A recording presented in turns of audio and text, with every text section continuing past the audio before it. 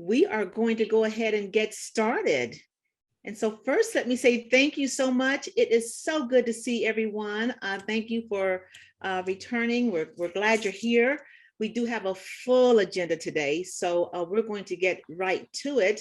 If we could just high level show you what's on the agenda for today.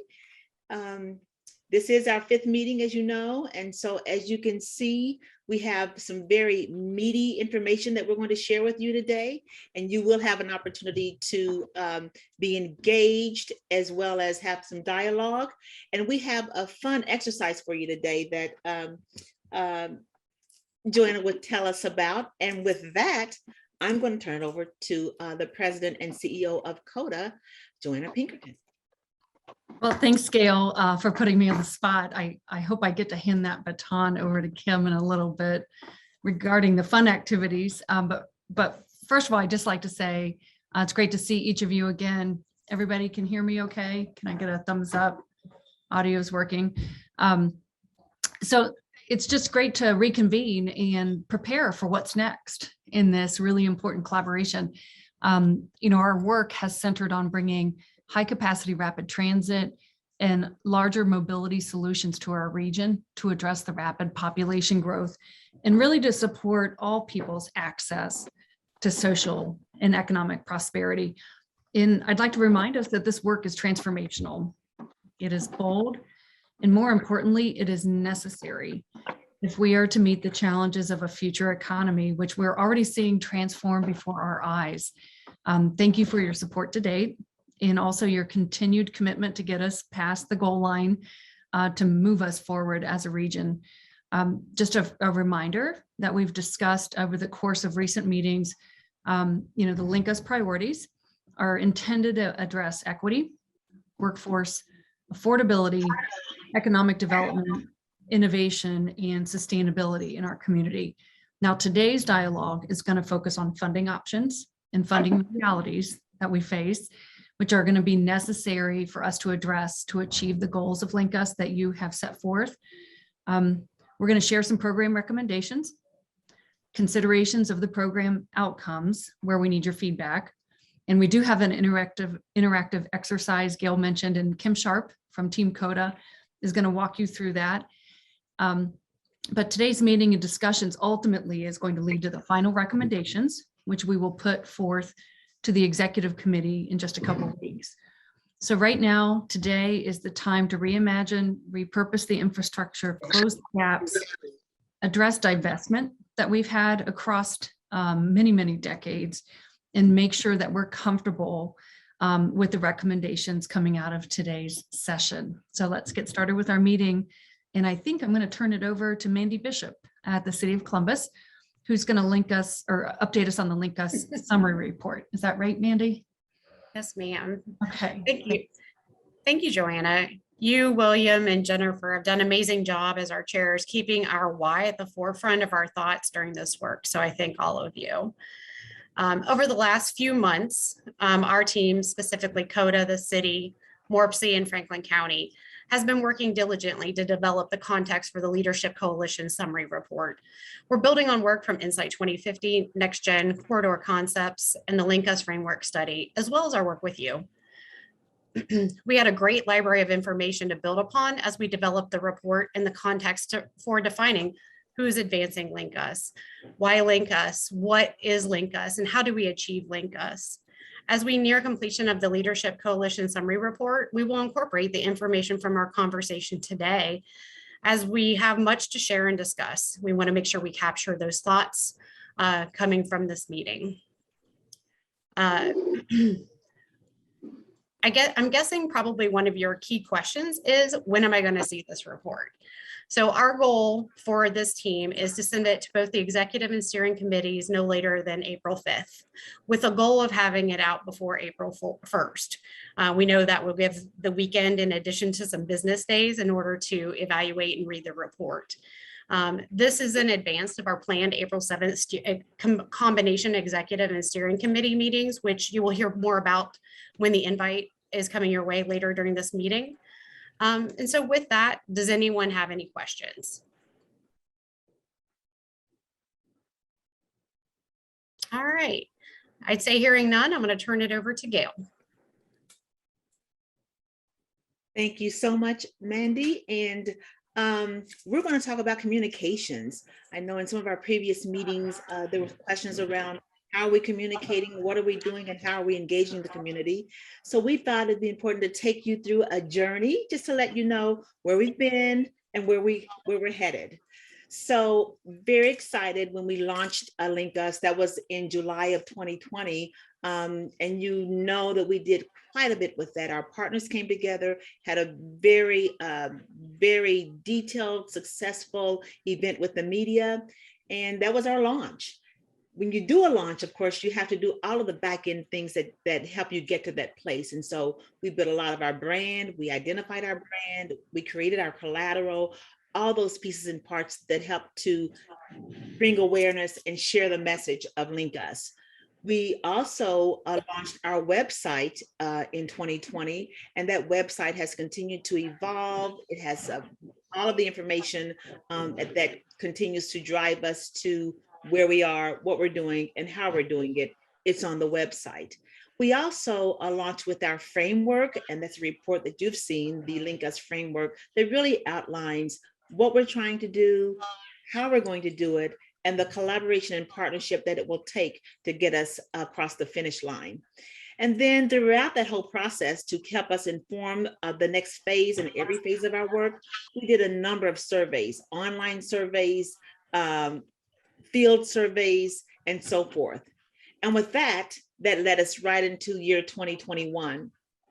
And what we did there, of course, we had all of the big heavy work that our planners or engineers worked on for Northwest Phase 1, East-West Phase 1. And if someone could also mute your audio, that would be helpful for us, please. Thank you.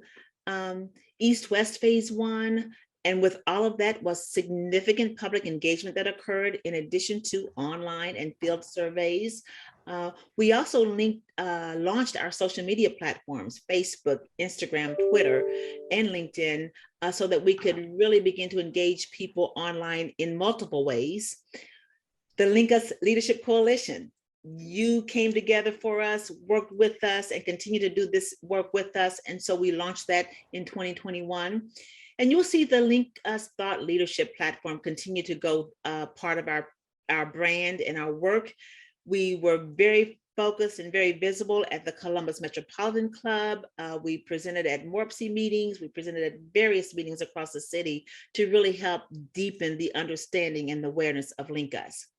And so here we are in 2022, the work continues. We are now in phase 2 of our Northwest Corridor phases and East-West Corridor work, phase 2. And so excited to tell you that public engagement has started for both of those. Had some meetings this week on the East-West Corridor, East-West and West Broad corridors. Very excited, very engaged community that wants to be involved every step of the way, from the business community to our neighborhoods, very engaged. We also launched our regional approach. Coda, MORPC, the city have been really deliberate in reaching out to those townships and suburban communities. Already did a big round of meetings, and they have been very successful getting input from our regional partners. And we actually have done a great job in connecting with just about every one of those. Just a couple of townships that we've not yet connected with, but we have been very deliberate in that. And going back out in April to continue to give them an update on where we are, let them know the outcomes and the results of this meeting and where we're headed before. And of course, Mandy mentioned the Leadership Coalition Summary Report, which you will see, and that is in a very great place.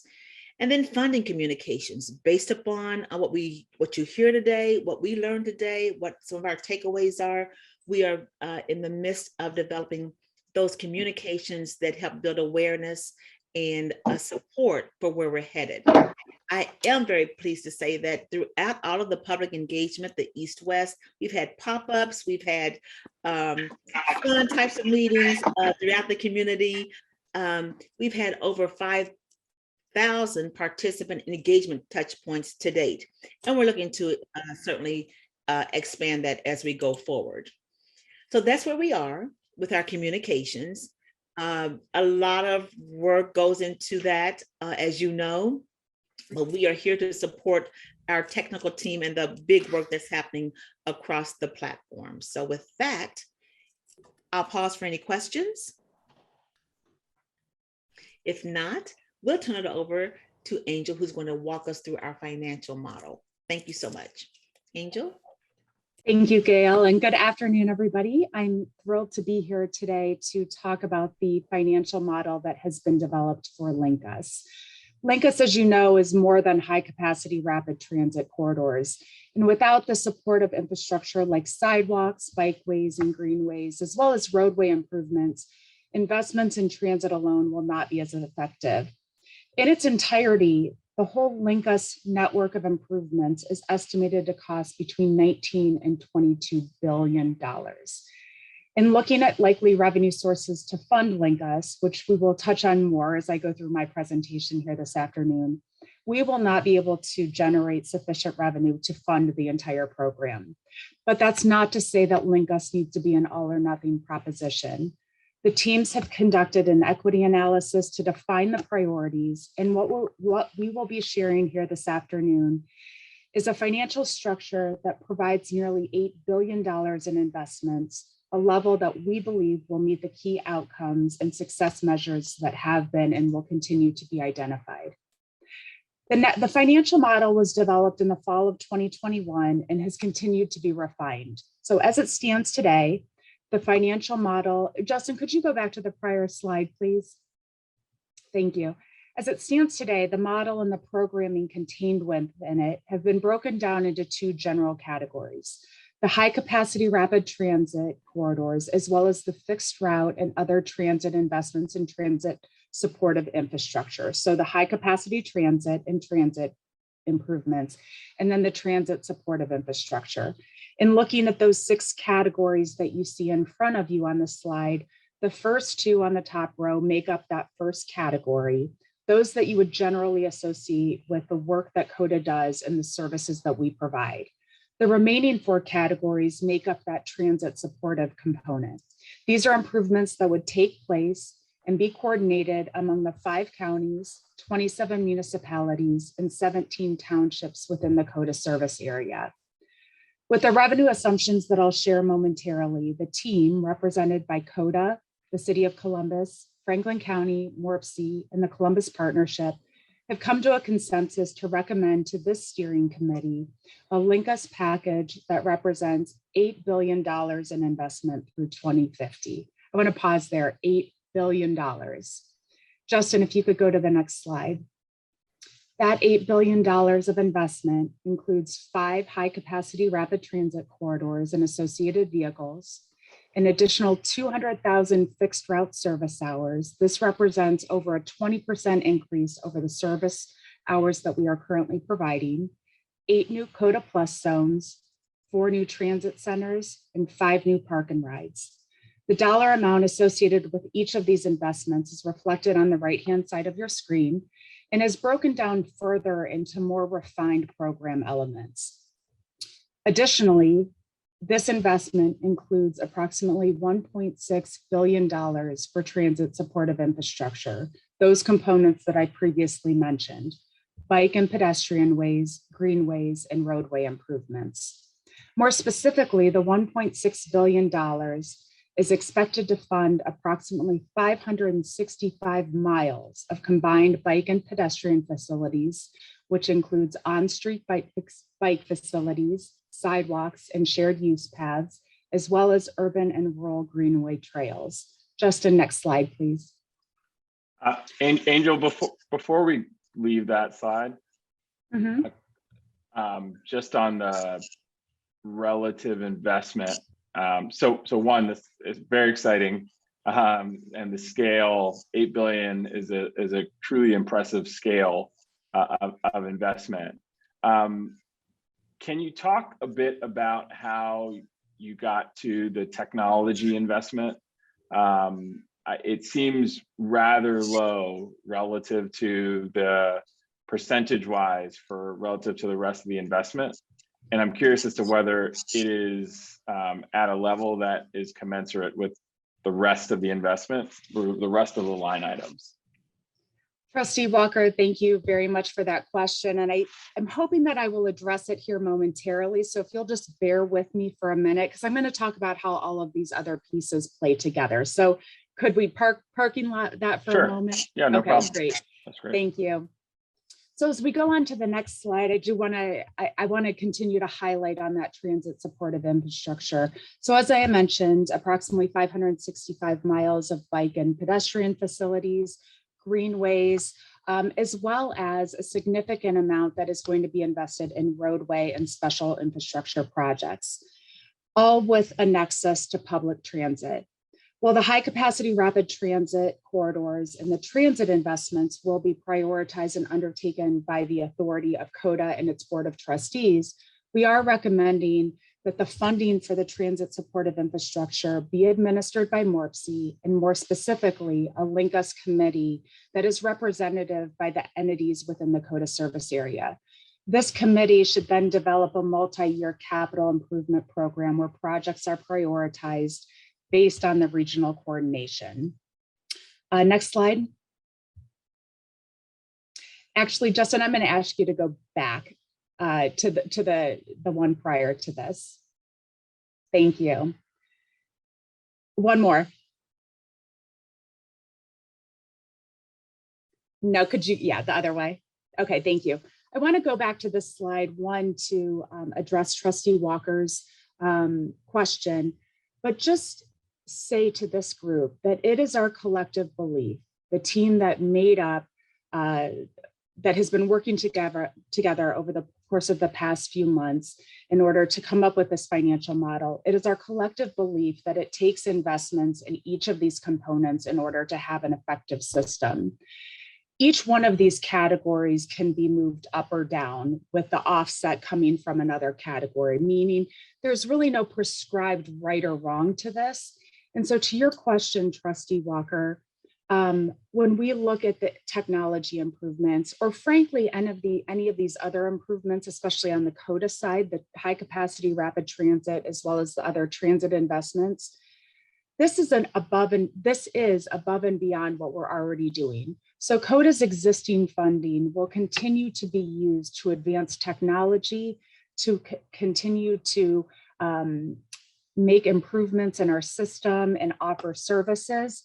This is kind of above and beyond. So while this number might seem small relative to the other components, this is really a starting place and does not contemplate other existing improvements that might be taking using other dollars that CODA may have, including the sales tax dollars, or for that matter, any other improvements that any of the other jurisdictions might be taking on that further these improvements.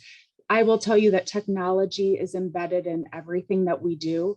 There is not a coach that goes out there that essentially is not a big computer. So technology will always be a part of every decision we're making, and making sure that we continue to invest in that infrastructure moving forward, even if it's not isolated on this financial model in and of itself. Yes, Mr. Lapp. Hi, thank you. I just have a question / comment, since I know other people might be watching this later. I mean, this also doesn't represent the full extent of investments that might go along with this, right? So there could be federal funding that goes along with this. So this is what we're looking at committing to from a local level, but there are other opportunities that this can leverage.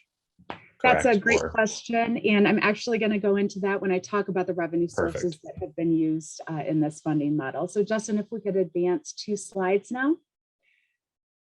Thank you. So as we have previously discussed with this group, the primary funding source for this $8 billion investment is a new 0.5% permanent sales tax imposed by CODA under its authority as a regional transit authority.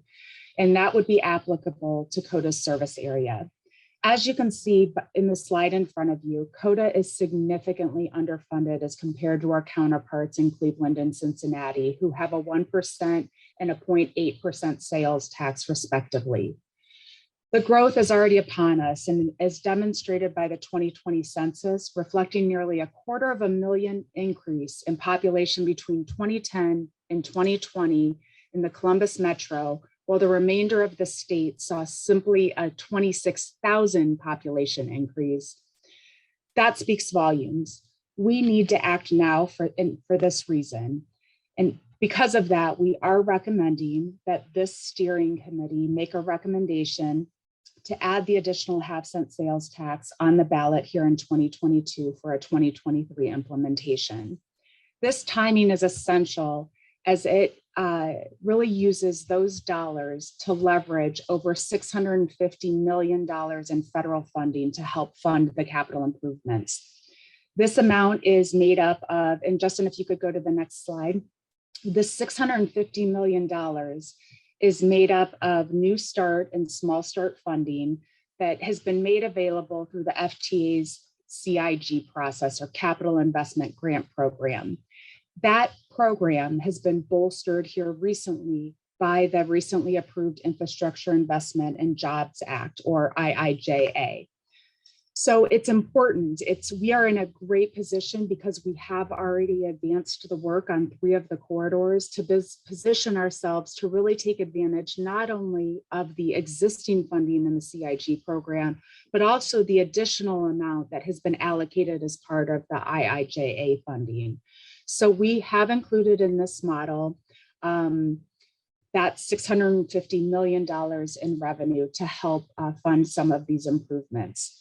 So with that amount, in addition to the nearly $6 billion of new sales tax revenue, and then another $1.4 billion of revenue, of which $1.1 billion is debt proceeds, we anticipate funding the nearly $8 billion worth of expenditures, with the high capacity rapid transit corridors making up over half of the investment, followed by the transit supportive infrastructure.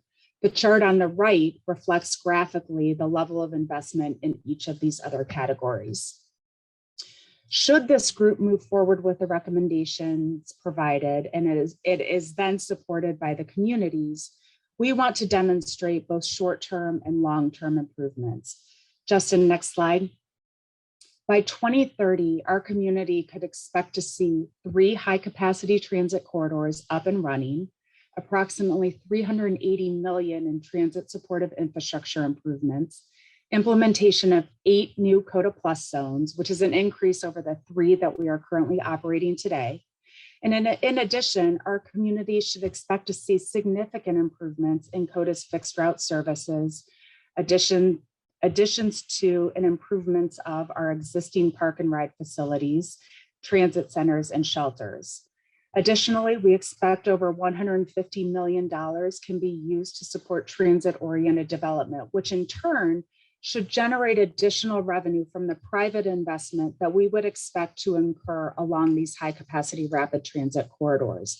That's revenue that has not been contemplated in these models.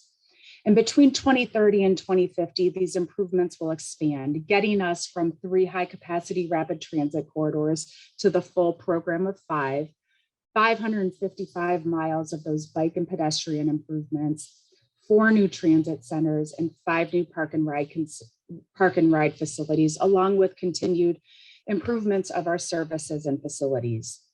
We are excited to present this recommendation to you today.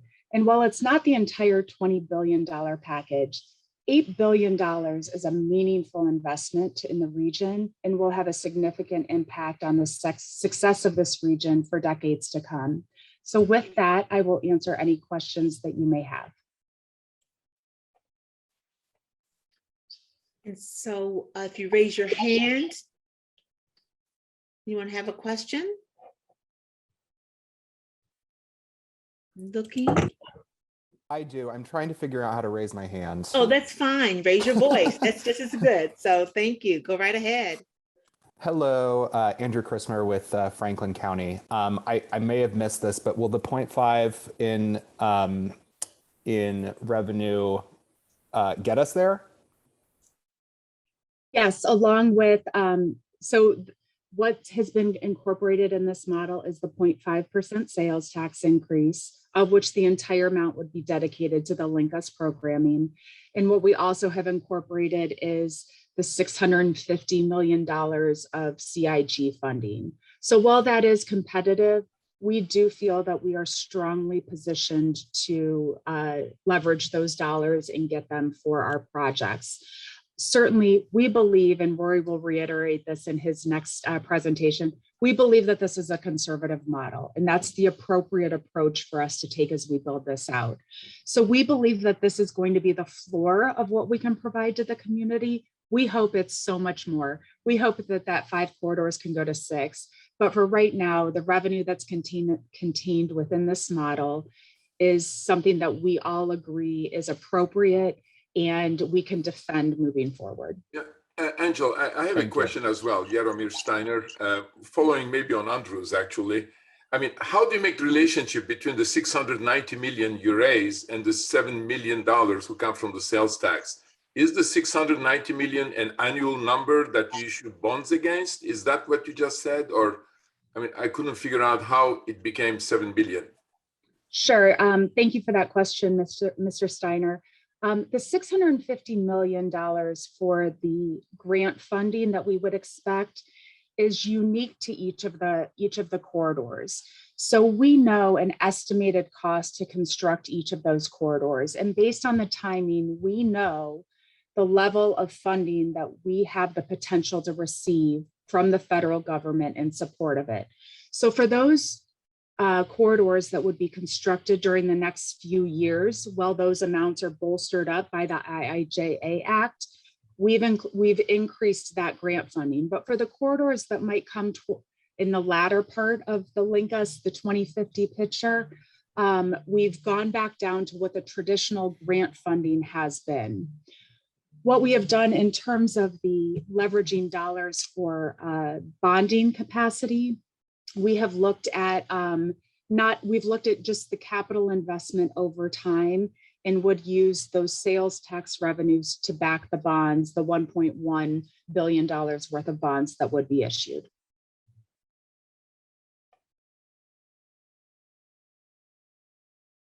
So the debt service is included in the financial model that has been developed. I mean, in general, I would like to say that, I mean, certainly what you are doing is remarkable, and I'm sure all this has been balanced, and I trust the comment you made that the different expenditures have been, balanced so that they are optimum, taken all together. I mean, I had a real technical question trying to understand how much the 0.5% raises every year and how, but it doesn't matter. I mean, I'm sure someone looked at it, and if those numbers work, and if you can do this, that would be great. Yeah, I can give you that 0.5% generates on average between 2023 and 2050 about $214 million annually. We've applied, so in building the financial model, we've applied a 2.5% growth in sales tax every year, but every 6 years we've taken it down to 0. So this is upon advice from our financial advisors who have done this in other areas. So again, we feel like we have a conservative model, but that's what it would generate each year on average. No, thank you. Any other questions? We want to make sure we spend some time here to get your questions answered. I don't have a question, but I'll just make a comment of Thank you, Jeff. how exciting I think this is. And I have been sort of like the outspoken advocate complainer on all these meetings, but I know that myself and the advocacy community are so excited about this. And thank you all so much for the work that you've put into this. I think it's clear that there's been a lot of creative thinking and really figuring out how to comprehensively address all of our issues. I mean, as much as we can do one thing and solve all of our issues, but it's really astounding. And I think this is world-class and so exciting. And I will say that there are people in our organizations that have been working on this stuff since 1999, since before that, very bad things have happened in that time, in the transit advocacy space. So it's so exciting to be a part of this and see this happen. So thank you all. Thank you, Mr. Lapp. I do want to address Chuck Dyer posed a question, was inflation considered? Yes, we applied again. We wanted to build the most realistic model possible, although I don't know, given today's inflation, whether it's sufficient, but nonetheless, we have cost escalations in there each year ranging from 2.5% to 4.5%, depending on whether it's operating and maintenance or capital costs. So that has definitely been incorporated into the model. Thank you for the question. And then just wanted to close the loop on the technology question. That has been, you've gotten your question answered, Kumi?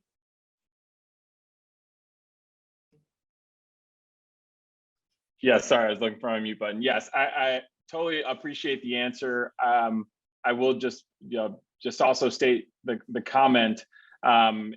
It does seem insufficient for what is required. I know that there might be other funds or grants that we will need to go get in support of this infrastructure investment. But certainly less than, Angel, I don't know, 4%, whatever the percentages of relative investment seems low. So I just wanted to provide that comment, but yes, I did get my question answered. Thank you. Well, if I could just add one more thing to that, that is not to say that there aren't pieces of technology that are incorporated with all of the other expenditures. So when we program dollars for a coach, it is going to have the technology embedded in it as well. So it's not just one bucket that would pay for technology. That is inherently embedded within all of the items that would include technology pieces with it. If Trustee Walker, if I could add to our CFO's comment, besides the responsibility that we have to pursue additional grant funding, and when I say we, I mean CODA, in multiple cities, townships, counties, jurisdictions, nonprofit groups, we know that that's a responsibility of ours in addition to this conservative model, but I hear what you're saying and I appreciate what you're saying, because those of us who've been in the mobility space for a long time have been trained to think about asphalt and concrete in vehicles and physical systems. And this is a time where our industry is being upended. And I know your background with technology, you have always challenged us in your position on our board, and then your West Coast experience of seeing how, cost escalation and integration issues become, critical, almost debilitating for major cities.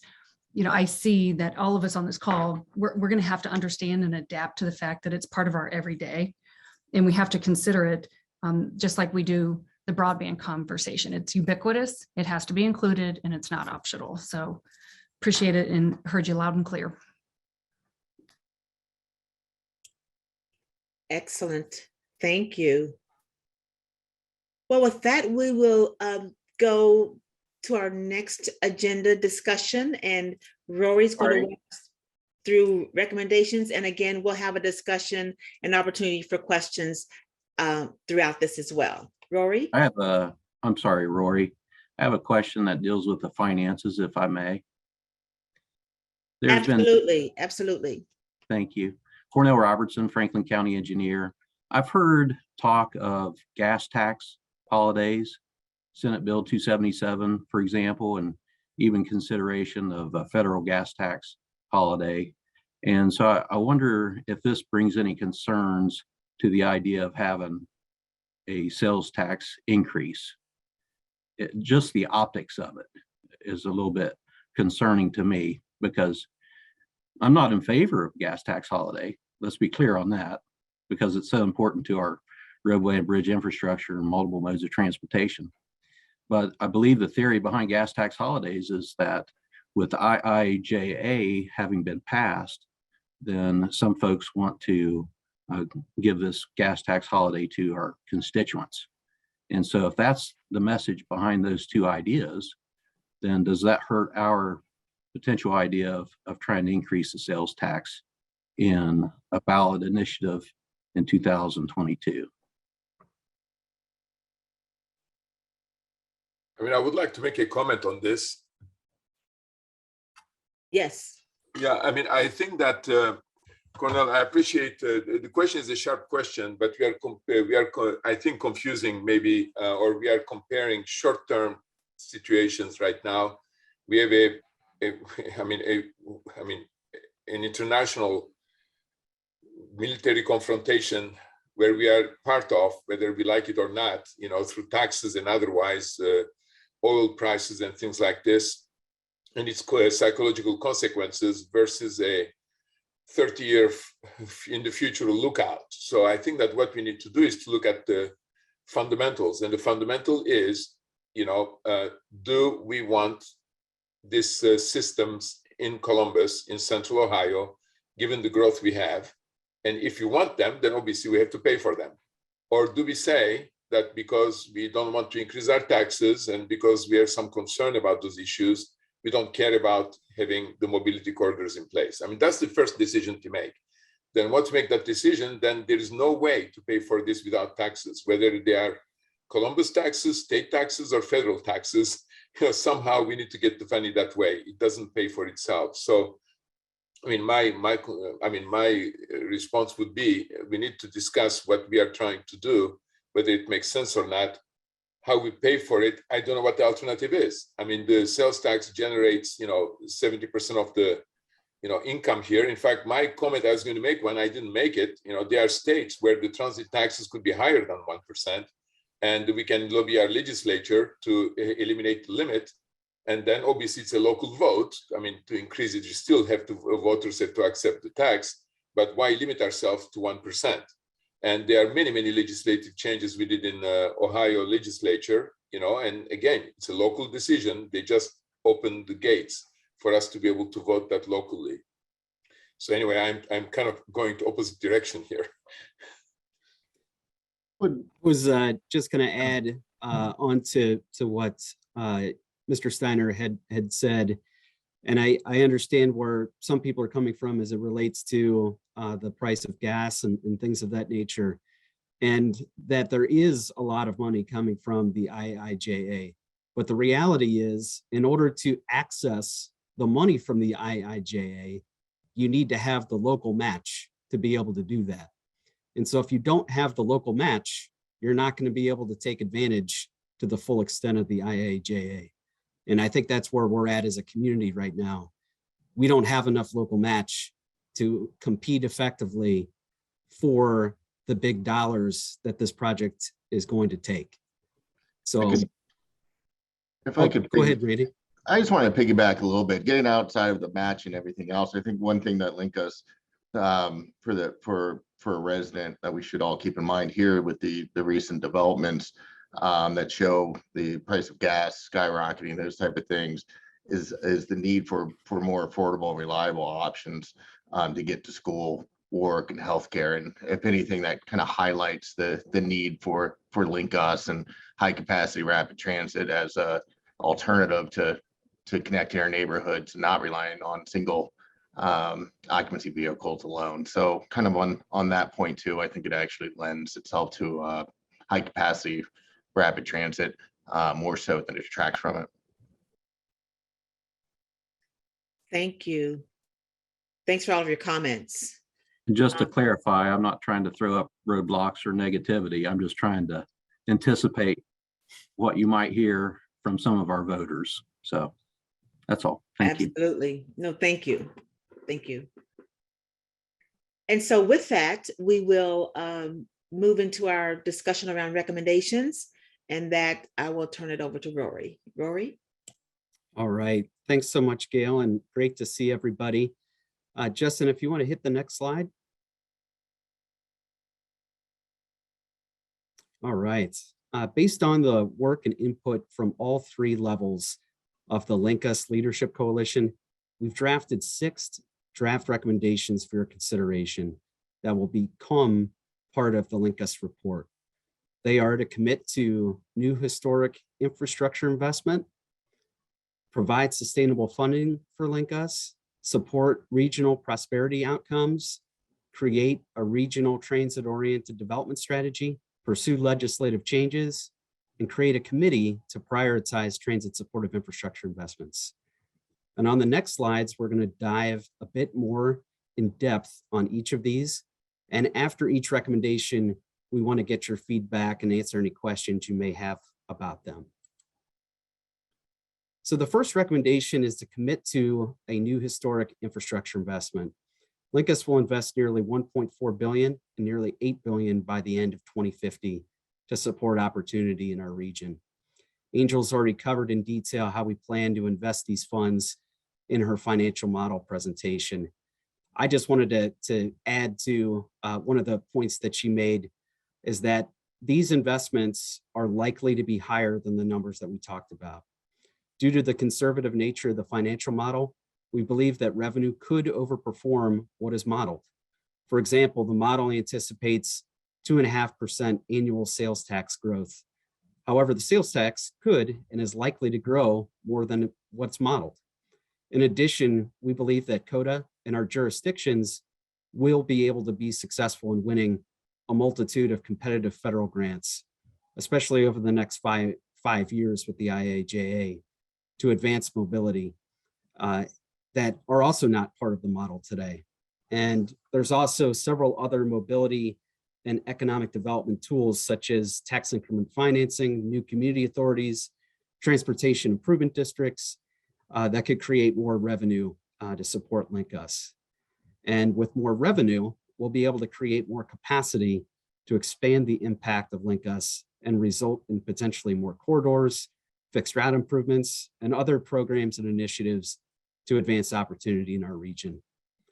Before we move to the next recommendation, we want to get your feedback on if this recommendation makes sense and if you have any other questions or comments.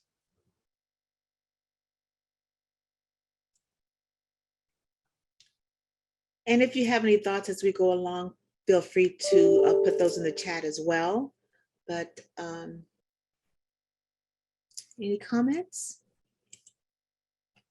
We'll also have a chance at the end to get your thoughts as well as you do all of the recommendations. Thank you. Rory? All right. Let's go to our next recommendation. The next recommendation is provide sustainable funding for LinkUS. We spent a fair amount of time in the last two steering committee meetings and in Angel's presentation today about the financial model, about why an increase to the CODA sales tax is necessary to advance LinkUS. In addition, when we started LinkUS in 2020, we communicated the need to identify dedicated funding, as you see in the graphic on the right from the LinkUS framework strategy. Without a doubt, the CODA sales tax is the most important component to funding LinkUS. We must increase the CODA sales tax from an existing 0.5% with a new 1% permanent sales tax in a ballot initiative this November. The sales tax is the only source that's able to provide the predictable and significant level of investment needed to build LinkUS. And in addition, while there are a lot of grant opportunities coming from the federal government in the next 5 years, every grant requires local match, and that local match we don't have today. The sales tax increase will help provide that local match and also additional leverage to compete for these grant opportunities. Lastly, permanent funding is necessary to maximize the ability to be able to use bonding to finance these projects. And like before we move to the next recommendation, wanted to see if you had any feedback on if this makes sense and if you had any questions or comments. Hi, it's Patty Huddle, and I wanted to really jump in with a supportive comment. Earlier in the deck, very early in the deck, actually, there was a comparison of CODA and some of the other regional transit authorities throughout the state. And we tend to be lower than the other ones. And when I was at One Columbus, something that we observed was we also tend to secure less federal funding in the Central Ohio market than our other brothers and sisters throughout the state of Ohio. And so early on, when Joanna was making her comment, she made a comment about being bold. And I'm thrilled to see that thought has been put into this required match.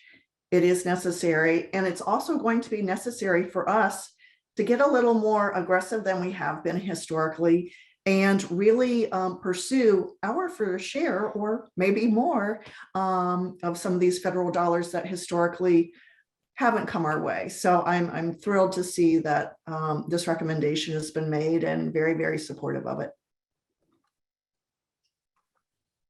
Thank you. Thank you very much. Any other comments before Rory goes to his next recommendation? I do see a question in the chat from Chuck Dyer. Will Ohio be a home real estate? Over 55% of the total revenue invested in Ohio's transit industry is collected at the local level. That's just a comment, you know, that, yes. I see some other hands up as well. I see Barbara Benham. Hi, Gail. Thanks. Good afternoon, everybody. I share Patty's support of our being very bold here. And I think when we started this journey, that was before we even knew about the opportunity of even more exponential growth with Intel joining our region. So I think the recommendations, even just seeing the summary of them, is kind of the lofty nature and vision that I think we anticipated, grounded in equity. I also am mindful of the early presentations we had as a committee where we looked at other communities who moved forward with these strategies, and a couple of them failed. And what I'm concerned about is we can't afford to fail. We all know the gravity of the situation. And so I'm wondering, and maybe this is later in the meeting, but do we need to think about things like timing? Because you could still announce the goal of the funding levels to be achieved by a certain time, but be strategic about the timing of when we're asking. And I appreciate very much some of the comments around optics, but I think it's really a question of inflation is very real, not just in consideration of our cost model, but in relationship to our end users and the people that we're ultimately trying to help. And timing is challenging with ballots and other issues. And so, you know, I'm not sure what the difference in the gap would be between the fall and the spring or next fall. None of us want to wait, but we also need to realize if we fail, that actually probably puts us back multiple years. And I'm sure the committee has thought those things through, but I just wanted to raise those, some of those issues for us to consider as well. I think, oh, I'm sorry, Gail. No, go ahead, Rory. I was going to say that I think those are really good insights, Barbara, and those are certainly things that we don't make this recommendation lightly. The reality is, in order to continue to move forward on the programs that we're working on, the 3 corridors that are currently in design right now, we do need to go this November. If we're not able to go this November, then those projects are going to get delayed, and we're going to delay addressing the growth that we're experiencing in our community. I would also just tell you that I think, you know, there's certainly better times to ask people for more revenue than others, but it's also, you know, it's hard to predict that. And as a person that I was part of the campaign in 2009 to increase the city income tax, that was not a great time either, but it was something that we made a really effective argument on, and made a very strong presentation in the community, and we were successful in that. So I have every intention that we're going to be successful, but I do know that there's definitely challenges, and I think those are your concerns are very valid. Thank you. Thank you for the question. Kathy? Hi, yes, thank you for this presentation. I'm Kathy Cowenbecker from Simply Living and Ready for 100. And I just want to, well, first to echo a couple of things that have been said, embracing how bold this is. These are the kinds of bold solutions we need, and thanking you all for all of the work and thought and innovation that has gone into this.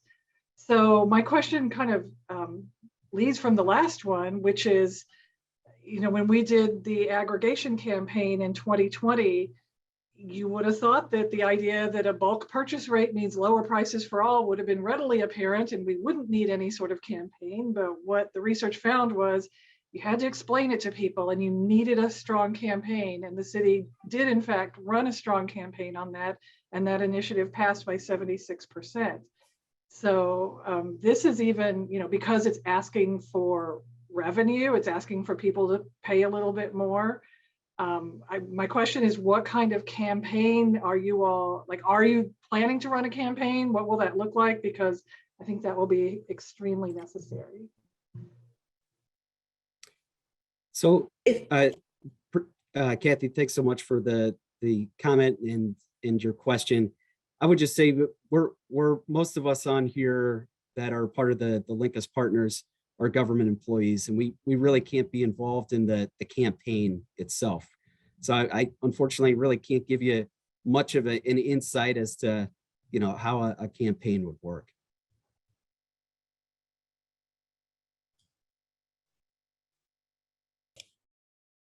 And you all understand the separation of church and state.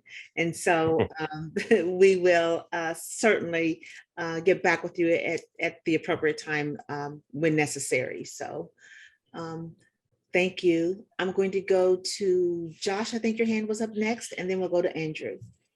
Yeah, I just have a comment. I'm actually going to put something in the chat for folks. And this was, and I'm sorry, this was kind of in reference to Barbara's comment / question earlier. I don't work for the government, so I can say maybe a little bit more, but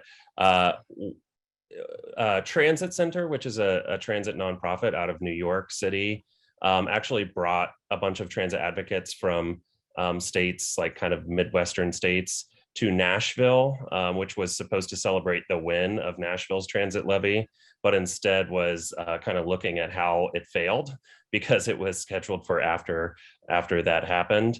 And there were a lot of good lessons learned. One of the most important lessons that I learned and took away from that event was that putting transit ballot measures on low turnout elections where it can become just about the transit ballot measure is really a terrible idea. And they really need to go on the ballot during either midterm or general elections.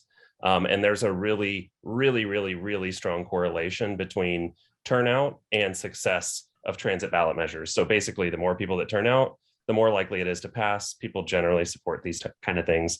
And so to me, that says that the best, from an electoral standpoint, the best time to go is really at a general or midterm, and we're coming up on a midterm. And the CODA levy passed in 2016, and that was, maybe even a less favorable climate, but passed pretty astoundingly. So I would encourage everyone to look at the Transit Center report, because there's a lot of really great takeaways, and all the work that the LinkUS team has been doing is really like exactly what needs to be done, and exactly the opposite of what they did in Nashville when that transit ballot measure lost. So I just want to throw that out there and to check that out. Thank you. And thank you for putting the link in the chat. Thank you. Andrew, is your hand still up? Are you still? Yes. No, I just I wanted to just throw in a quick quip on this call. We are the experts. We have to speak with a unified voice. So if there are any challenges that we see, we have to mitigate those when we are going to the public, going to anybody in the community. But we can speak as experts on this, right? We have seen this, we've benchmarked other regions. I would like to hear more of that, I guess, in the conversation. So. Thank you. And to your point about benchmarking other cities and peer cities and other cities, that certainly has been part of this journey as well, as you know. So thank you for that. And thank you for reminding all of us and everyone on the steering committee that we are all have an opportunity to share the story as well. So we'll lean in on this committee for that too. So thank you. Any other questions? I want to make sure I don't miss anyone who wanted to share. With that, Rory, we go to your next. Thank you. All right. So the third recommendation is to support regional prosperity outcomes. LinkUS must be aligned with and help support the numerous efforts to improve opportunity all across our region, such as the Franklin County Rise Together blueprints, the One Columbus Strategic Plan, MORPC's Regional Housing Strategy, and the City of Columbus Climate Action Plan, and many more. Mobility is a critical component to the outcomes of all of these initiatives. Hit the next slide. On this slide are just a few of the many examples of the regional prosperity outcomes where LinkUS will play a significant role. In the first example that you see, investing in high capacity transit was a key feature of CODA's 2017 Next Gen Plan. And the recommendation in the 2021 City of Columbus and Franklin County Recovery and Resiliency Advisory Committee final report. I know a number of the people that are on our steering committee were also part of that. That same report also recommended to develop resources to invest in infrastructure and to increase economic development and inclusion. Next, the goals of both the MORPC Metropolitan Transportation Plan and the Franklin County Rise Together blueprint are focused on improving opportunity and reducing poverty in our neighborhoods. The Rise Together blueprint also highlights that transportation is part of all 4 goals of the plan, and that one of the key recurring ideas that was mentioned to address challenges in Franklin County is to increase and improve public transportation options to connect people with employment opportunities. And then the third example that you see is part of MORPC's regional housing strategy. It notes that when people can live close to where they work, attend school, or access services, they have shorter commutes and help mitigate traffic. If you could go to the next slide, Justin. In the One Columbus Strategic Plan, mobility and connectivity are essential to reaching our region's prosperity and jobs goals. And in the last example, the City of Columbus cannot achieve its climate action goals without LinkUS because transportation generates the largest share of greenhouse gas emissions in the United States. Moreover, without LinkUS, it will be very difficult to achieve any of these outcomes and many more in our community. And just like before, we'd love to get your feedback if this recommendation makes sense and if you've got any comments or questions. I'll start with Barbara. She in the chat, this is the heart of our why, creating opportunities for all and that prosperity outcomes. Anything you wanted to add to that, Barbara? Thanks for putting that in the chat for us. I think it just to reinforce that the questions around timing have nothing to do with the fact that this is absolutely right direction for us. I love the recommendations. Thank you. Any other comments or thoughts?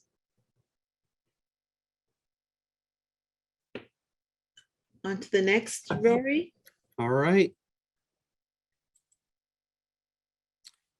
The fourth recommendation is to create a regional, equitable, transit-oriented development strategy. The LinkUS partners should work with public and private partners to create an equitable transit-oriented development strategy that will focus our future regional housing and job growth along high-capacity rapid transit corridors where residents benefit from and are not displaced by new development. Central Ohio must harness the alignment and investment potential of LinkUS to pursue growth strategies that preserve existing vitality, create opportunity, and include everyone in the region's success. If you could hit the next slide, Justin. And in the past, mobility investments have brought inequitable outcomes to our community. The construction of the federal highway system in the 1960s is a perfect example of this. I-70 and 71 displaced thousands of residents on the Near East Side and south end of Columbus. This accelerated divestment in communities that were already impacted by redlining and restrictive covenants, while providing new opportunities for residents who could afford cars and encouraging people and jobs to move further away from the urban core. LinkUS cannot and will not repeat the past. We will create a multi-jurisdictional, equitable, transit-oriented development plan that preserves, creates, and provides inclusivity in housing, jobs, and increases the vitality of our community. Next slide. In 2019, Insight 2050 Corridor Concepts showed the impact that transit-oriented development could have in our region. It showed that 5 high-capacity rapid transit corridors could accommodate 55% of the new housing units and 60% of new jobs created by our future regional growth by 2050. The region would also only need to grow by 23 square miles rather than the 135 square miles based upon our current trajectory. This would save the region more than $10 billion in infrastructure and service costs, while also increasing the annual tax revenue per acre from $14,000 to $40,000 with a focused growth strategy. And along the corridors themselves, the tax revenues per acre jumped to $134,000 annually. For residents along the corridors, this means better access to jobs, up to $8,500 less cost per household in transportation and utility costs, 30% less greenhouse gas emissions, and the ability to utilize transit, walking, and biking on nearly 30% of their trips, where today, current utilization is only 5.5%. And just as we've been doing, before we move to the next recommendation, love to see if you have any feedback, if this recommendation makes sense, and if you've got any questions or comments.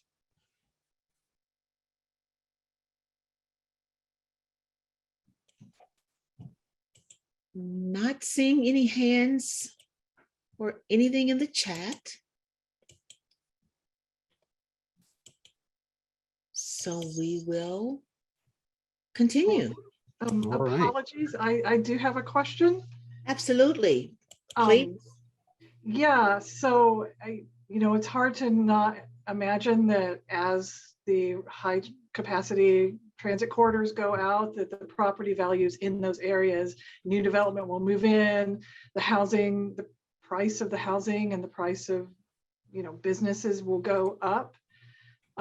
Do we have, I know I've heard of some programs that other cities did, like Austin, but has Columbus talked about specific programs to keep from gentrification, from kicking people out of their homes?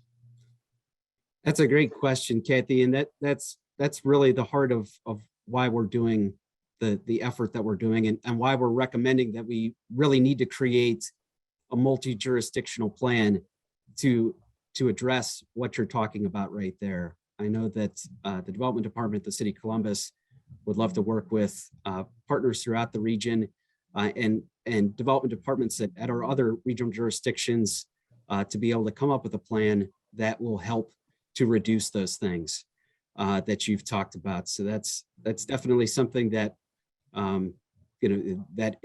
that's the heart of what we're trying to prevent. Thank you. Anything else? Anyone else? Thank you. All right, Justin. Our 5th recommendation is to pursue legislative changes. In order to implement LinkUS, legislative changes are essential to the changes to the revised code are essential. At our December steering committee meeting, we went into depth into the specific language and actions that are needed to implement LinkUS. We had Bill Byers, who is helping with that effort, and we had Greg Daniels as well that helped draft some of that language. These changes can be summarized with CODA having the ability to invest in transit-supported infrastructure, transit-oriented development, and permit the use of sales tax revenue as a pledge on revenue bonds that are issued.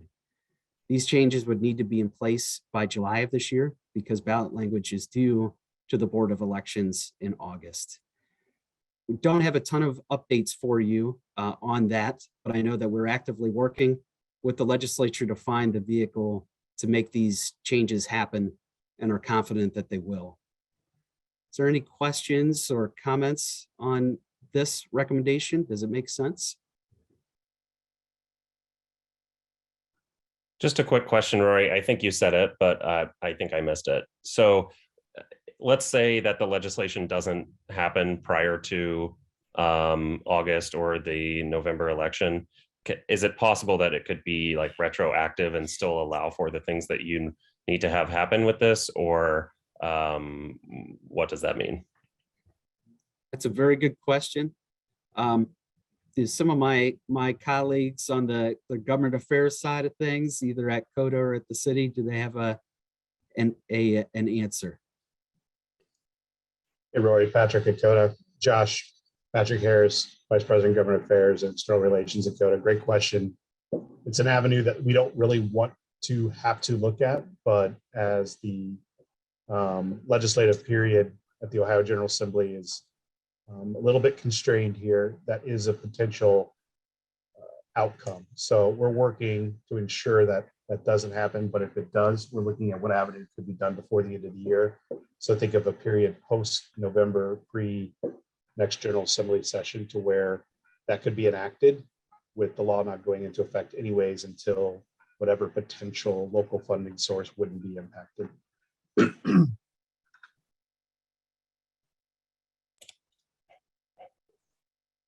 Any other questions? Thank you, Patrick. And thank you, Josh. Rory? All right. Our final recommendation is to create a committee to coordinate transit supportive infrastructure funds. In addition to the changes on the previous slide, we do need to make additional legislative changes in order for the CODA sales tax to fund transit supportive infrastructure, or TSI. As a reminder, when we mean TSI or transit supportive infrastructure, we're talking about the sidewalks, the bikeways, trails, and roadways to support our transit system. The CODA sales tax is estimated to generate on average $61 million annually, or $1.65 billion towards TSI investments by 2050. And those additional legislative changes would allow MORPC to work with our regional communities to create a LinkUS committee to develop an annual capital improvement budget and multi-year capital improvement program, or CIP, utilizing and leveraging existing resources and new funding from the CODA sales tax to help advance LinkUS transit supportive improvements. If you could hit the next slide. Working with MORPC to administer the LinkUS committee also has other additional benefits. While more work needs to be done to formalize how the committee would operate, this committee will be inclusive. So it allows for all the jurisdictions within the CODA service area to have a voice in how we prioritize transit supportive investments. It's accountable. All the meetings of the committee will be public and will provide regular updates to the community on the progress of our TSI investments. It'll be efficient. By having a CIB and CIP, we are able to prioritize where investment is needed the most and believe that this will create predictability for what and when projects will be completed. And it's also collaborative. So unlike other grant programs that are a competitive process and are not necessarily focused on an overall outcome, we're going to create a collaborative process to determine the transit supportive investments that are needed to complement the transit investments that are needed to achieve the key outcomes of LinkUS. We recommend that the LinkUS committee be created very soon to begin work on creating a 2023 CIB and a 2024 to 2028 CIP based upon the estimated funding model or on the estimated funding available within the financial model. And this would allow the community to specifically see what investments are being proposed for LinkUS for the next 6 years. And as we've done before, it's our last section, and love to get your feedback if this makes sense and if you've got any questions or comments.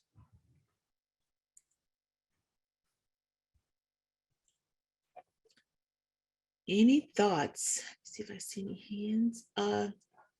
Kathy, did I see your hand? No? I think Mr. Murdoch has his hand up. Okay, haven't gotten.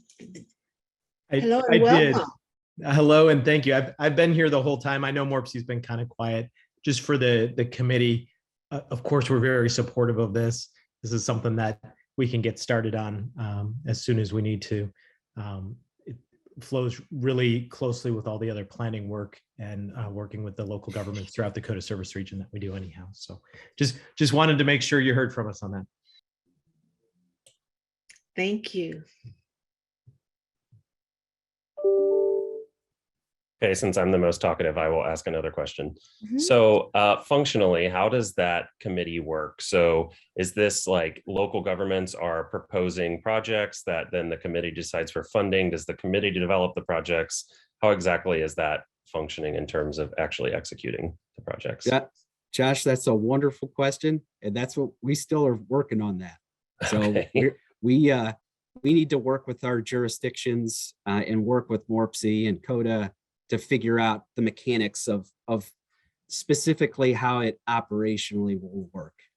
From the concept level, it makes perfect sense, but to your point, there's a lot of additional work that needs to happen pretty much right away to have that in place to be able to make those kind of recommendations. So that's a great question, and really a huge focus of ours over the next few months here.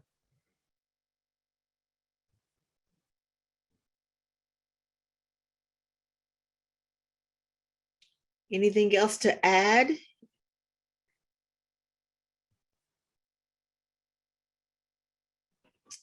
Very good.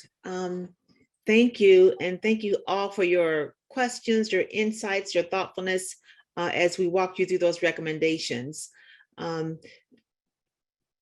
Just for clarity, we're moving forward with those recommendations as we continue to do the work. I want to see if there's anything else we need there. Very good. With that, we're going to go turn it over to Dr. Kirsten Carr, and Kim Sharp is going to actually kick us off first as we go into our outcome discussion. And this, we do have a fun exercise for you as well. So you might want to get your phones ready or look for another place on your another tab on your computer, because we are going to use technology to put you to work a little bit. So Kim, I'm going to turn it over to you. Thanks, and thanks, Gail. So just to clarify, what Rory went over were our key recommendations from this committee to the community, recommendations to really move LinkUS forward. What we're looking at now are draft outcomes of what we're hoping and have analysis to show that LinkUS can help accomplish in the community overall for the long term going forward. So with that, I just wanted to point out, these are the 7 draft outcomes we brought forward to you last time. There was some really good feedback. We turned it all over to Dr. Kirsten Carr and a team to kind of analyze that feedback, these other goals and metrics, and come up with a recommendation moving forward. She's going to present that now. I'm going to encourage you all to get out your smartphones. We're going to use Mentimeter to analyze the updated draft outcomes. Are they clear, and are they relatable? Can you relate to what they're saying? And I think that was one of the biggest comments from last meeting. Make it relatable to the general community, to the community reading it. So with that, I'm going to turn it over to Kirsten. Thank you, Kim, and good afternoon, everyone. I think Yarmir will remember how complicated and important this effort is to really come up with these strong goals that are relatable to the public, and then metrics that allow us to really measure the success. And so I'm going to walk you through the proposed goals and metrics in a minute, but wanted to provide you some quick background information on them. So the goals are really based on the framework that was developed by the larger LinkUS team and steering committee previously. And then together with a technical team from CODA, Columbus, and WARPC, and also the communications team, we are now proposing 5 main goals, along with metrics that can be measured on a regular basis to really help demonstrate that success. Note that this has been a very iterative process, especially discussing how to best frame the goals so they can be understood by all stakeholders, especially the general public. And so all of the various surveys and engagement efforts to date have really helped inform the language of the goals, but I'm sure there's still some good feedback that can be received to make them even stronger.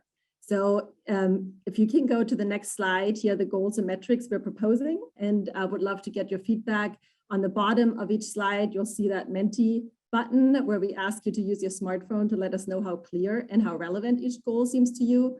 We'll walk through all 5 goals first, and then at the end of the presentation of the 5 goals, we'll look at your reactions and provide opportunity to discuss, especially those goals that aren't resonating well at all.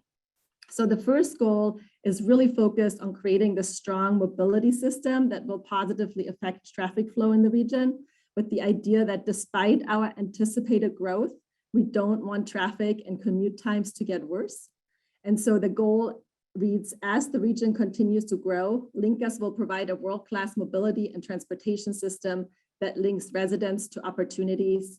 And the 3 metrics we identified that can be measured is reducing vehicle miles traveled per capita per day, showing the mode split, what is the percentage of commuters that are currently driving versus using transit, biking, or walking.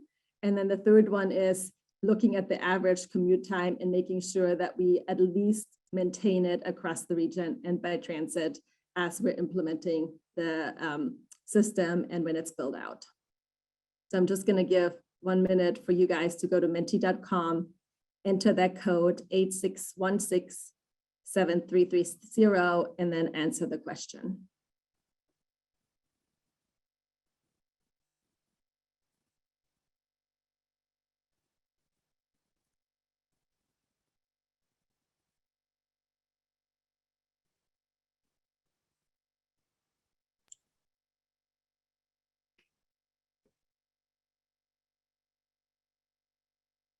All right, let's move to the next one.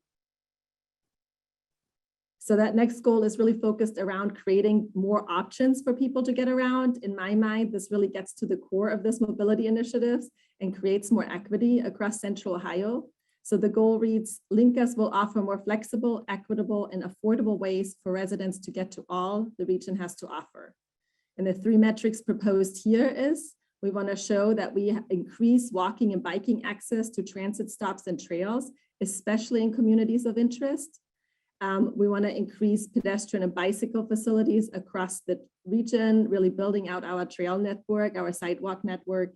And then the third one is very much aligned with the Columbus Vision Zero goal. We also want to make it safer and reduce the number of traffic-related injuries and fatalities. So again, I'm going to give a minute for you guys to answer the question for number 2.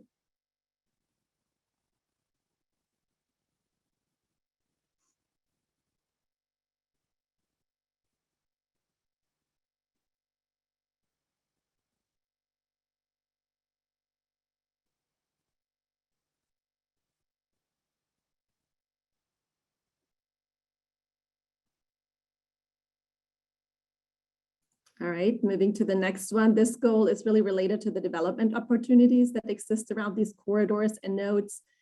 This one reads, LinkUS will provide greater access and connection to housing, education, and employment opportunities.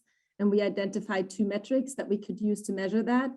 One is the H&T, or housing and transportation metrics, that measures how cost burdened households are within each corridor and making sure that we can reduce the cost burden within those corridors. And the second one is increasing both residential and commercial density around transit nodes and within corridors. Admittedly, we had discussed some other metrics as well that are a little more softer and qualitatively to measure, so we didn't put them in there as well. But I think there's a lot of opportunity here to work with ULI Columbus and the BIA on thinking bigger around the type of development we want to offer and incentivize. So again, I'm going to give another minute to react to this one.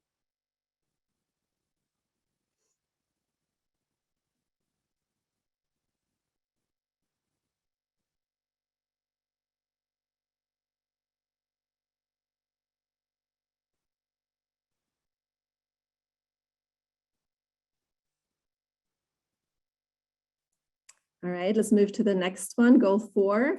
This goal is really all about economic development, knowing that we want to be an attractive place for businesses to locate. And we know that talent mobility is a key concern for businesses.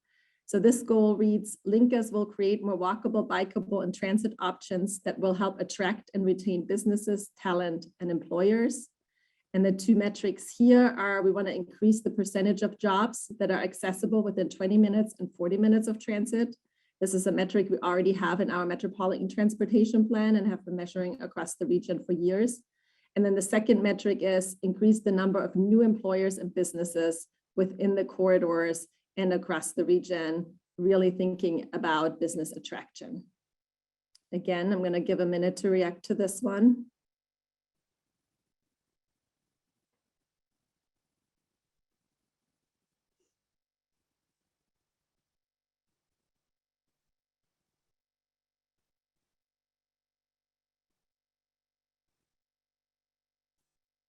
All right, and then the final goal is about our environment and creating efficiency along the way. So this goal reads, LinkUS will support future growth and advance sustainability and opportunity for all. And the 3 metrics identified here are, we want to increase the percentage of CODA fleet that is using low or no emission to 100%. We also want to improve air quality along the corridors, essentially reducing greenhouse gas emissions, and we would be able to measure that with special air quality monitors that we already have and are working with Franklin County on. And so we could get good before and after metrics here. And then the third one is we want to reduce energy consumption per capita per job along the corridors through sustainable development practices. And this one goes back also to the Inside 2050 corridor concepts and the idea of if you develop more dense and more sustainable, you can see significant sustainability metrics as well. We also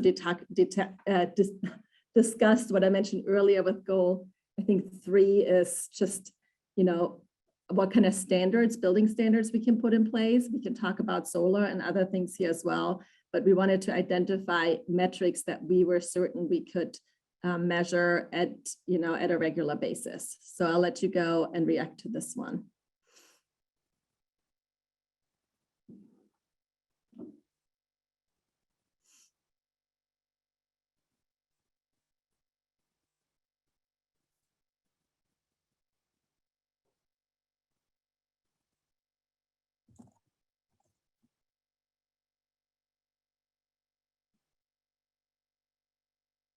All right, Kim, do we have all the answers in? Would you like to go back and just look at them really quickly? We'll cycle through them. Yes. And just by remembering what we've seen, yeah, if you can go through them, it looked like the first one and the 5th one had probably the least clarity and relatability.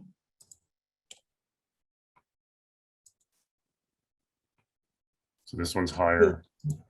So maybe we want to focus on the 1st and the 5th one first.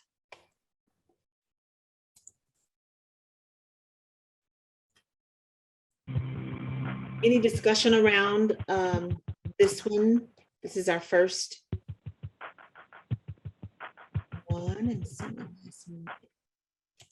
And I had a question about all of them or almost all of them, and maybe I missed this, but I was expecting to see specific numbers, like we're going to increase it by X percentage or X number of things. And I didn't see that in hardly any of them. And I guess, how do you reach a goal that, I feel like, and maybe you all are talking about this behind the scenes, but I feel like there needs to be specific numbers attached to this. And yes. Do you want me to answer that? Sure, Kim, go ahead.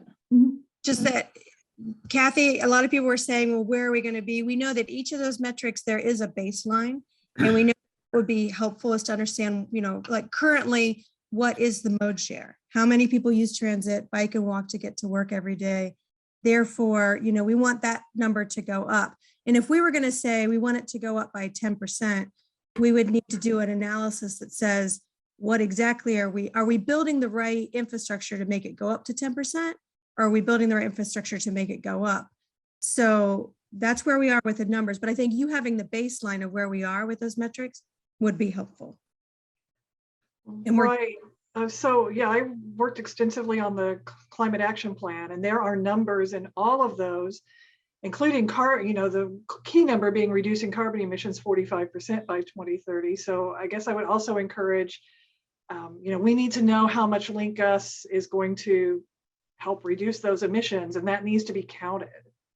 Yes, and we will absolutely include these numbers. As Kim mentioned, this was throwing out the idea of goals and metrics and getting feedback, and then we will go back and task the technical and data team to come up with these baseline numbers for us to then identify what those targets would be. Okay, great, thank you. Yeah. Mm-hmm.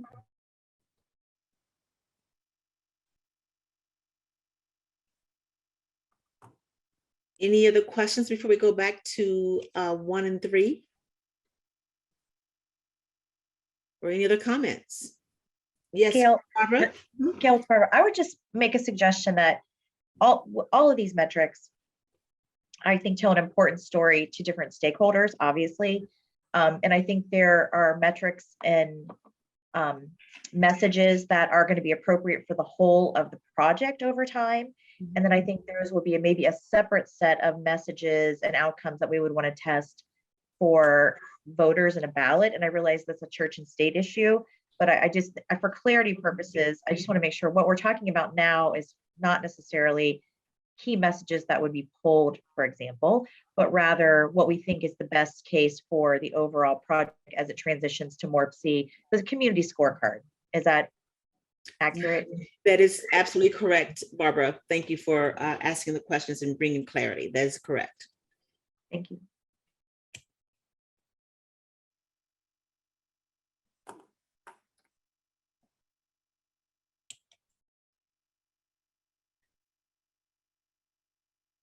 Is there anything else you need, Kirsten? Would you like to go back to 1 and 3? Do you have a sense of where we landed? This is Sandy. Can I just say one quick thing, Kirsten? So I'm sorry I was running late to this meeting, which you probably saw me running in here like an idiot, like I usually do. So I think generally, I love everything about this. I think where I'm struggling a little bit with some of the language is when we use the word all. This is going to be for all. I just think we have to be really careful with using that word because it's just not going to be for all. I don't want to oversell what it is. It's an amazing opportunity to transform the region in an incredibly wonderful, sustainable way. It does create opportunities. I just don't even think you need to say for all. I think it just kind of ended at that. And that's the only caution why I would have ranked some things a little bit less, just because it is amazing. I was looking at the map while we were doing this. I mean, it goes an incredible distance if this all gets built out.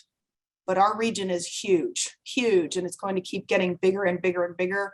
So we want this to resonate with lots of people. And I just would be careful that we're not coming off acting like corridor development. It really improves everybody's lives. I'm not sure we can really say that. So that's all. I love it, but I just caution that word. Yeah, no, thank you for that, Sandy. And those were actually a lot of discussions we had behind the scenes as well. And so I'm very grateful that you brought this up. And I agree that there's an aspirational message that we would like to reach everybody. And then there's the reality of what we're going to be able to do. And so I think LinkUS can move us in the right direction, but it cannot solve all these issues for everybody, right? Yeah, and sorry if I'm being redundant, if you guys talked about that already. No, we haven't. This was great. Sandy, your feedback's always very, very helpful. And the other thing, just to play on some of what you had mentioned, LinkUS is so much more than just the corridors. And so that's why, we are looking to do, over the next 27 years, over 550 miles of bike and pedestrian infrastructure that will reach a tremendous amount of the community. So I agree with you. It is, when you have a declarative statement like everybody is going to I agree with you. At the same time, we're really trying to design a system that does reach the majority of people and that the majority of this community really sees the benefits from it. Yeah, then Rory, maybe it ends up coming down to what kind of graphics go with the messaging, because the graphics may end up really helping people better understand. I hear what you're saying. Yeah. Okay.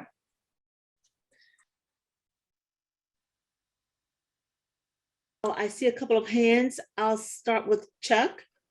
Hi, yes. You know, to that comment that just made for all, in some ways, I think it's really important how public transit is accessible for all populations. You know, in these discussions about mobility and what mobility means, you know, I noticed you guys use the word mobility in your phrases, and I think there's a lot of definitions for it. But what I'm learning in the space of like human service transportation, public transportation, anyone that doesn't own a car, you know, what are the alternate modes? And so that's when you say for all, to me, that's what that speaks to. You know, persons with disability, people who don't own a car, and that makes it more accessible to a lot more demographics. But I'm seeing a lot of energy and a lot of discussions both nationally across the state about what the word mobility means. And I feel like there's a lot of definitions and lack of definitions. So if you're using that term, there might be a great opportunity to define what it means. Just as a comment. Thank you. Josh? Yeah, I would just say on the statements, I thought that I think they're all really good. I think we all believe the same things more or less about that stuff. I just thought like what we were saying out loud was like a little bit better than what was on the slides, because it's a little more direct and the slides were like messaged. So I think just the more direct we can be about things, like, you know, whether it's climate change stuff or whatever, all of them. I just think a little bit more directness is better, because people can't, you know, the average person doesn't understand it like everybody on this call does. So.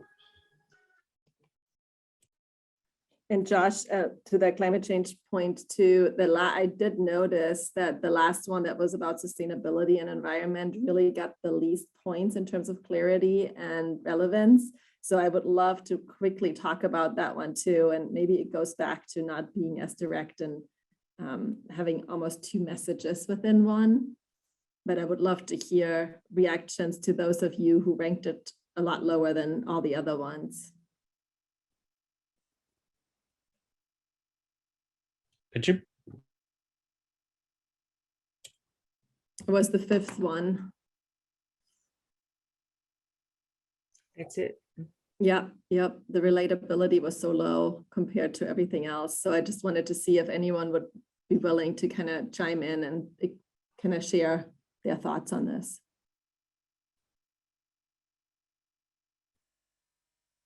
Well, I'll just back up exactly what Josh said there on this. You know, for me, when you're talking to your average household, you know, sustainability comes down to it's going to cost you less money for housing and utilities, and that's a bottom line issue. Whereas the way we talk about it in the world, sustainability is like, let's save the trees and the rainforest, and it's a much more out there problem than a me right here, right now problem. So I think that directness and getting down to language that really connects to our everyday experiences would help with the relatability on that question a lot.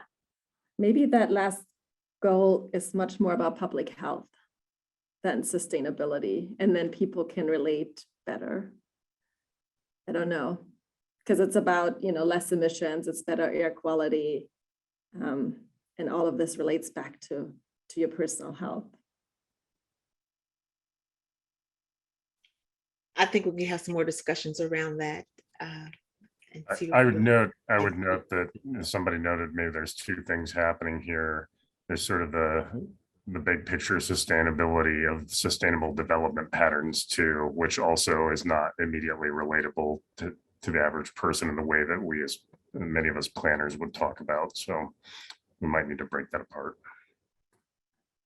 And the other thing to remember as well as Barbara mentioned earlier, there's some sub messaging that goes along with all of this, depending on your audience, to help make sure that people are understanding, there's an understanding there as well. So we'll need to keep that in mind too.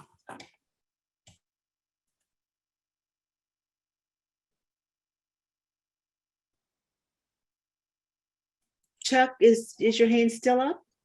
Do you have another question? Okay. Anyone else? Is anyone? I see Kevin's hand up. Thank you. Yeah, good afternoon, everyone. Just because that, that particular question came up, for more clarity, I think it was just really generic. And as we think about our residents, I think different things mean, or certain things mean different things to different people. And I think we need to be as clear as possible. And that one wasn't really clear like some of the other questions. So I think that's why I rated it a little bit lower on relatability. Yeah, yep, that makes sense.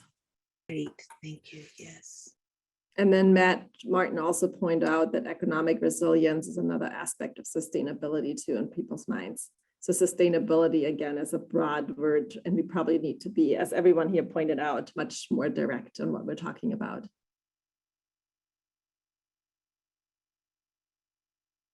Excellent. Excellent. Kevin, do you have another thought, or is your hands? No, I'm getting ready to unraise my hand right now. Okay. Thank you. Kirsten, do you have information that you need? You feel that you have the feedback? And I think it was good forward? feedback to you too, Gail, right? As Yes. kind of the messaging and communications effort. But obviously, if anyone has any thoughts afterwards still, please share that. And Barbara Benham also posted, do we need to highlight safety more, which it's kind of pulled into goal 2 about mobility options, and should this stand out more, especially with this Vision Zero efforts going on, I'm assuming.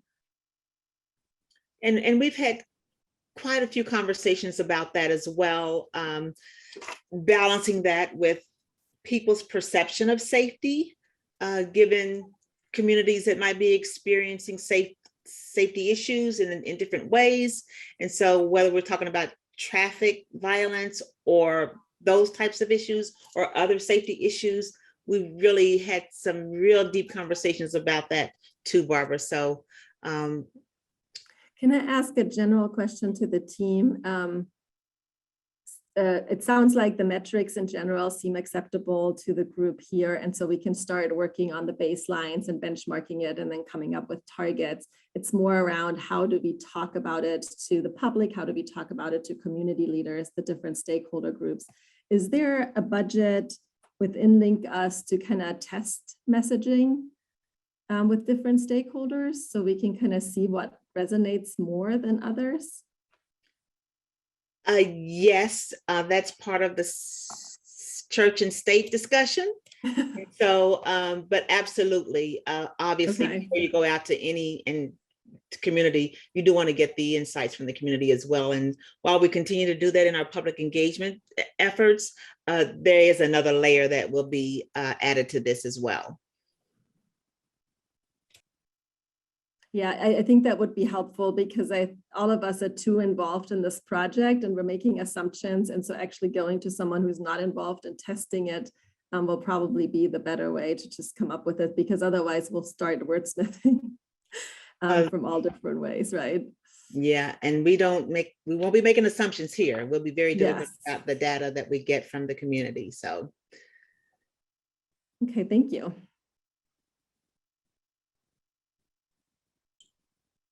Excellent.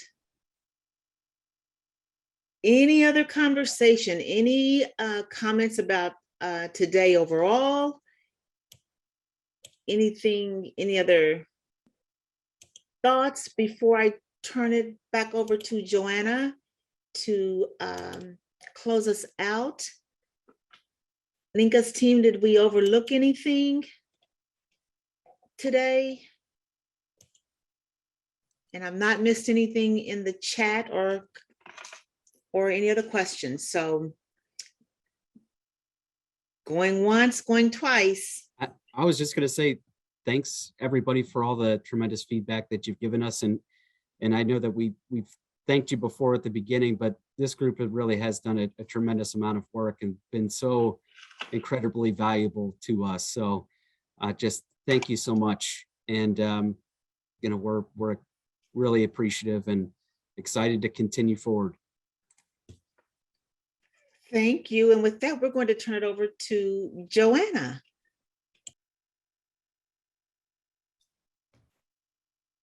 Thanks, Gail.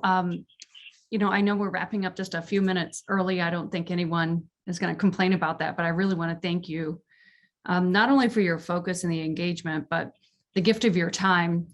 So the engagement and the questions today is exactly what we needed. It's what we appreciate in order to make sure we're moving forward in the right direction.